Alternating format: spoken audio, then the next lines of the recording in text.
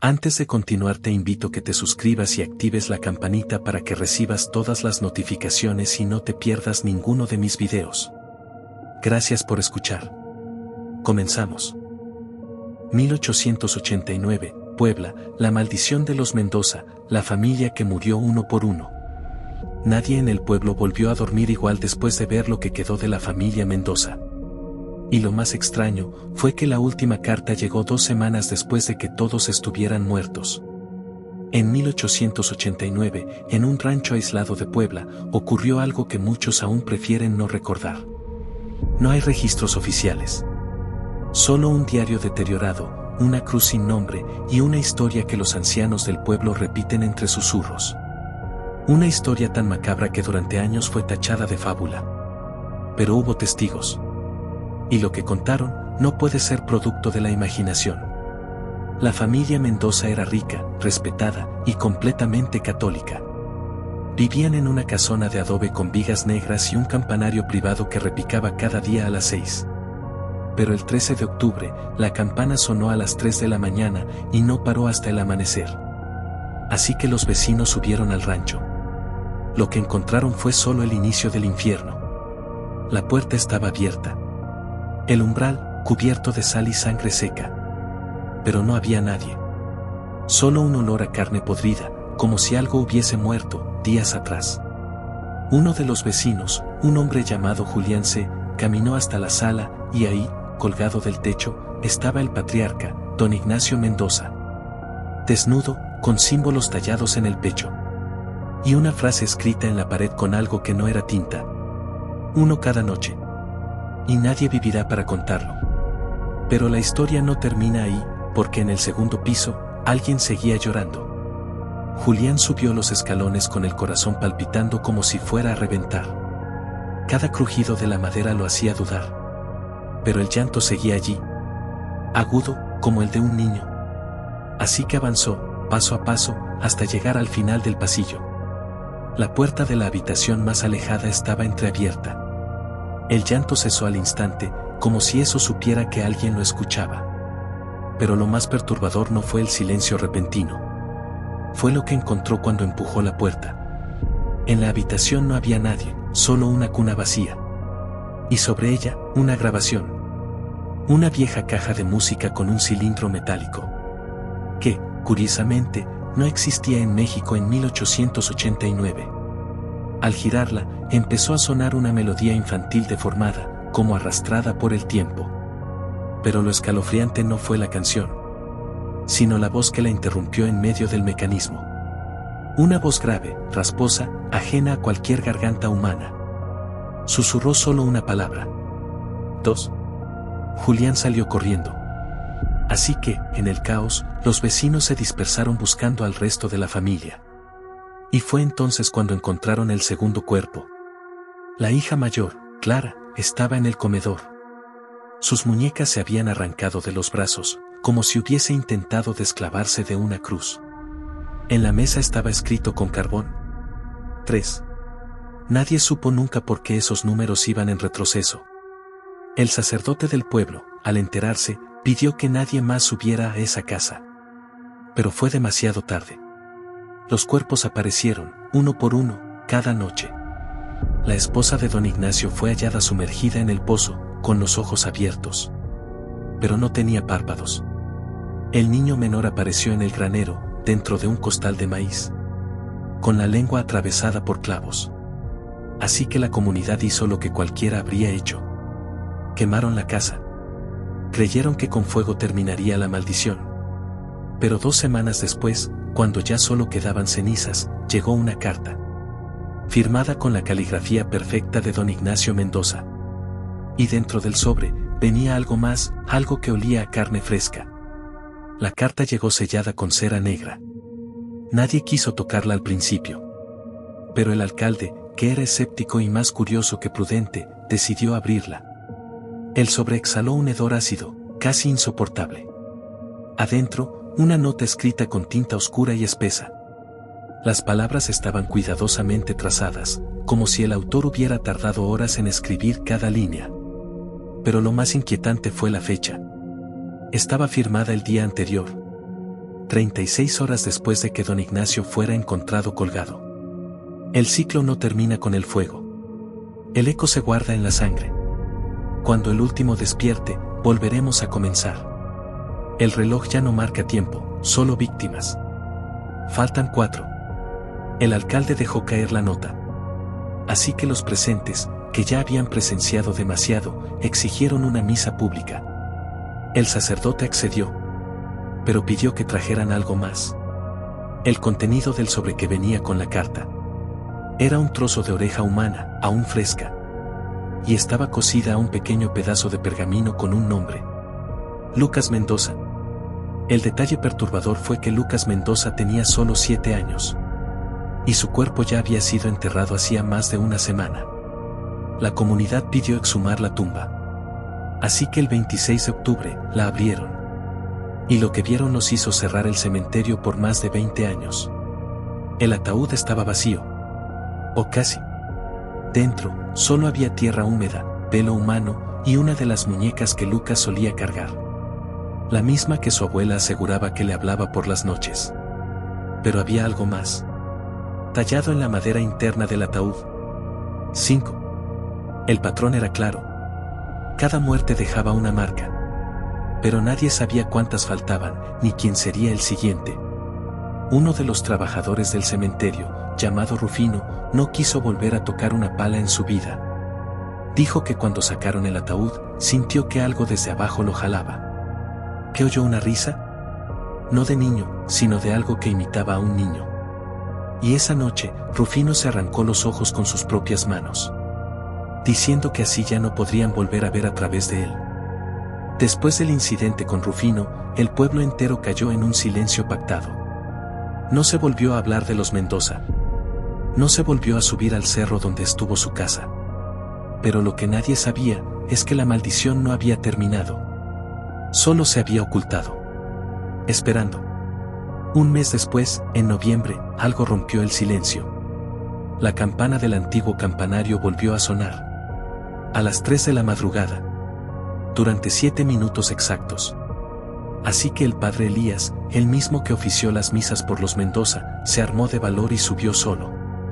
Lo encontraron la mañana siguiente, parado frente al altar de la iglesia, con la sotana al revés y un crucifijo clavado en la garganta. En su pecho había sido marcado a fuego un número. 6. Pero la historia se retorció aún más cuando encontraron en su mano una fotografía antigua, quemada en las orillas. Era una imagen de los Mendoza en 1887, todos sonriendo frente a la casa. Pero había un detalle imposible de ignorar. Había una figura extra en la imagen. Una silueta al fondo, apenas visible entre las sombras del bosque. Alta, delgada, sin rostro. Como si alguien más hubiera estado ahí desde el principio. Y cada vez que la foto se volvía a mirar, la silueta parecía estar más cerca. Así que el alcalde ordenó quemar todos los objetos que quedaban de la familia. El retrato. Las cartas. La caja de música. Incluso la tierra del terreno fue retirada. Pero algo resistía. Una palabra, siempre garabateada en ceniza sobre las paredes o apareciendo en los vidrios empañados por dentro. 7. Era como una cuenta regresiva al revés. Una advertencia. O tal vez una promesa. Pero lo que ocurrió la noche siguiente fue más que una coincidencia. Un periodista foráneo, de apellido Gutiérrez, había llegado desde Veracruz. Decía estar investigando las leyendas de la región para un libro. Y al escuchar los rumores, decidió pasar la noche solo en lo que quedaba del terreno de los Mendoza. Llevaba una lámpara, una libreta de apuntes y una grabadora portátil de cilindro. El dispositivo apareció 3 días después, flotando en el río. La cinta solo registró 11 segundos. La voz del periodista susurrando, jadeando como si huyera de algo. Y luego, un murmullo distorsionado que parecía venir desde muy cerca del micrófono. Decía: 8. Pero lo peor no fue eso. Sino que en su libreta, escrita con su propia letra, apareció una frase que él jamás pudo haber escrito. No están muertos. Solo duermen. Y yo los desperté. El cuerpo del periodista nunca apareció. Pero en el río, Aguas abajo, encontraron algo más. Una maleta flotando, completamente cerrada. Dentro, había ropa empapada, hojas de periódico y una muñeca antigua. Una que los más viejos del pueblo reconocieron al instante. Era la muñeca de Clara Mendoza. Así que el miedo volvió. Pero esta vez no era un miedo racional. Era una ansiedad viscosa, primitiva, como si algo enterrado quisiera volver a subir. Durante semanas, los perros ladraban a la nada. Las velas de las casas se apagaban todas a la misma hora, 3 y 6 de la mañana. Los niños decían que una señora les hablaba desde la pared. Pero no había dibujos, ni ventanas, ni grietas. Un agricultor encontró una osamenta humana entre sus sembradíos. Acomodada como si estuviera durmiendo. No tenía cabeza. Pero en su pecho estaba escrito con carbones quemados. 9. El cura nuevo, el padre Gaspar, quiso dar respuesta racional. Habló de superstición colectiva, de histeria heredada, de coincidencias trágicas. Así que pidió acceso a los archivos de la iglesia. Quería comprobar si realmente había registros oficiales de la familia Mendoza. Lo que encontró fue peor que el silencio. Los registros de bautismo, matrimonio y defunción de toda la familia estaban tachados. No arrancados. No perdidos. Tachados con tinta negra, como si alguien no quisiera que quedaran rastros. En su lugar, una sola nota, clavada con una espina de maguey. Ellos no pertenecen a este tiempo. Ustedes los trajeron. Y ahora quieren encerrarlos otra vez. Pero Gaspar, aún decidido, subió al cerro esa misma noche. Dicen que llevaba una cruz de madera, sal bendita y un rosario de plata. Lo último que se supo de él fue por boca de un niño que lo vio caminar hacia la maleza. Y que juró haberlo visto hablar con alguien. No con una persona. Con varias. El niño dijo que eran altos, muy delgados, con las manos demasiado largas. Y que no caminaban. Se deslizaban. A la mañana siguiente, frente a la iglesia, colgaba el hábito del padre Gaspar. Seco, limpio, sin una sola mancha. Y en el suelo, a sus pies, una piedra con una palabra. 10. Pero el número no era lo más perturbador. Sino que debajo de esa piedra, encontraron un corazón todavía tibio. Que no pertenecía a ningún cuerpo. Después del hallazgo del corazón, el pueblo cambió. No lentamente. De un día para otro, los relojes dejaron de funcionar. Los gallos no cantaban. Y las campanas de la iglesia sonaban sin que nadie las tocara. Pero lo que hizo que la mayoría abandonara sus casas fue otra cosa. Una palabra grabada en la tierra, frente a cada puerta, como si alguien hubiera escrito desde dentro hacia afuera. 11. Así que los pocos que se quedaron, se encerraron con crucifijos, Biblias y armas oxidadas. Pero lo que estaba regresando no era algo que pudiera detenerse con plomo ni oraciones. Una anciana llamada Beatriz, que había sido sirvienta de los Mendoza cuando era niña, pidió hablar con el alcalde. Contó que doña Emilia Mendoza, la madre de la familia, no era de Puebla. Había venido de Guatemala. Y que traía consigo el secreto. Un libro negro, cubierto con cuero de serpiente, que nunca dejaba solo. Decía que hablaba con él por las noches. Y que, al parecer, fue ese libro lo que los maldijo. No eran demonios. Eran huéspedes. Dijo Beatriz, mientras temblaba. El problema fue que al morir la familia, nadie encontró ese libro.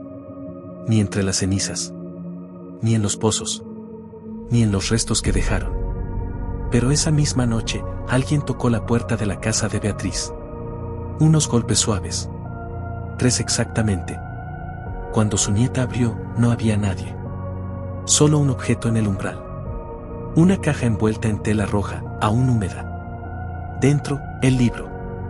Y sobre la tapa, en sangre aún fresca, una inscripción. 12. Beatriz no volvió a hablar. Entró en un estado de catatonía. Solo murmuraba una frase una y otra vez, en un idioma que nadie reconocía. Pero un lingüista de la ciudad, consultado por desesperación, identificó algunas raíces. Era una mezcla antigua de quiché y latín deformado. Y lo que repetía significaba algo como: ya despertaron. La puerta no se cierra 2 veces. Esa misma noche, el cementerio explotó. Literalmente. Los nichos de piedra estallaron desde adentro. Los féretros fueron hallados vacíos o mordidos desde dentro. Y por primera vez, en más de un siglo, las calles del pueblo quedaron completamente vacías antes del anochecer. Pero al amanecer, una figura fue vista de pie sobre las ruinas de la iglesia, con el libro en la mano y los ojos completamente negros. Era Lucas Mendoza, el niño que todos vieron morir. El mismo que fue enterrado con su muñeca y desenterrado sin cuerpo. Estaba ahí, de pie, como si nunca se hubiera ido. Pero no era el mismo Lucas Mendoza. Tenía el rostro intacto, como si no hubiera pasado un solo día desde 1889. Pero sus ojos, negros, brillantes, sin párpados. Como si alguien los hubiera quemado desde adentro. Lucas sostenía el libro con ambas manos. Y frente a él, decenas de figuras salían desde las ruinas de la iglesia. Todas de pie. Silenciosas. Una por cada nombre de la familia Mendoza. Pero con cuerpos deformes, algunos sin mandíbula, otros con el cuello roto pero firmes como si nada los sostuviera. Nadie se atrevió a acercarse. Solo una mujer, de nombre Tomasa, intentó rezar. Dijo que mientras pronunciaba las palabras del Padre Nuestro, escuchó como alguien, o algo, rezaba al mismo tiempo, pero en sentido inverso. Una voz profunda que salía desde la tierra. Cada palabra que decía, marchitaba la hierba bajo sus pies. Y al terminar, la mujer se desvaneció. Su cuerpo se deshizo en polvo frente a todos. Pero su sombra permaneció impresa en el suelo. Como si algo se la hubiera llevado, pero su presencia se hubiera negado a irse. Esa fue la última vez que alguien intentó detener lo que sea que había despertado. Esa mañana, Lucas levantó la mirada hacia el pueblo. Abrió el libro. Y arrancó una página. Nadie supo lo que estaba escrito en ella.